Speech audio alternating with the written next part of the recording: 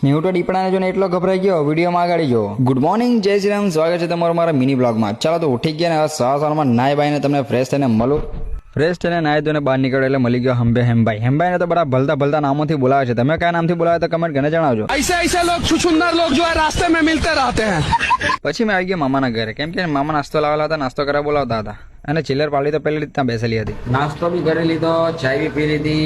ત્યારબાદ અમે આવી ગયા મેં ને મારા મામી ગાંઠિયાની મુંડી ખવડાવવા માટે ગાયને. ઉડા રૂપાળા વાસરડા છે ને બોરનું મીઠું પાણી છે ને પશુઓ માટે પ્રેમ છે ને દૂધની. વાગી ગયા બપોરના બાર ને આવી ગયો તો પાર્સલ. મેં તો ખોલીને ચેક કરવા લાગ્યો. હા, આ મારું પાર્સલ નથી, એ મારા ભાઈ બનનું છે. અંદર હું છે એ આપણે જોઈ લઈએ. મેં તો અંદર ખોલીને જોયું તો અંદરથી નીકળ્યું ટેસ્ટર.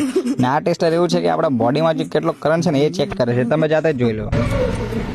આ જો આપણા બોડીમાં બી કેટલો બધો કરંટ છે, આનાથી ખબર પડી ગઈ છે ને. હા, લવરિયાને ખાસ કે આઘારે જો એકબીજાથી ને કે ચીપકી રહે બંધ જણા. ખબર નહીં મને ઊંઘ ક્યારે આવી ગયેલી હતી. મેં મસ્ત ઊંઘ કાઢીને ઉઠ્યો તો ચાલો ફ્રેશ થઈને મળી આવ.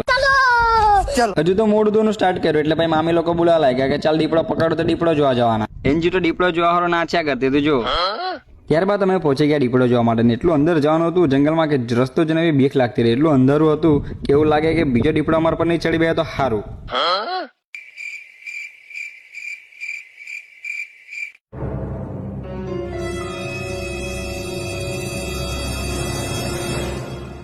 કેવું જોવાની પણ ગામવાળા બી અંદર આ લોકો કેમ ગયા આપણા ગામવાળા આવે જ ને લોકો લાકડા બકડા દિવસ ના તો આવતા જ.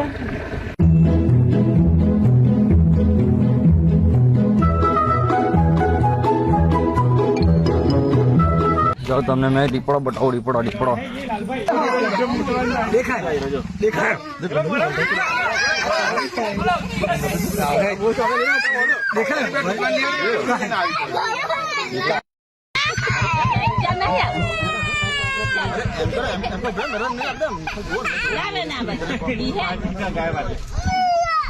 ચાલો તો વિડીયો ગમ્યો તો લાઈક શેર કમેન્ટ કરતા જજો ને હા ફોલો કરવાનું ભૂલતા નહીં. મળીએ બીજો વિડીયોમાં. Thank you so much.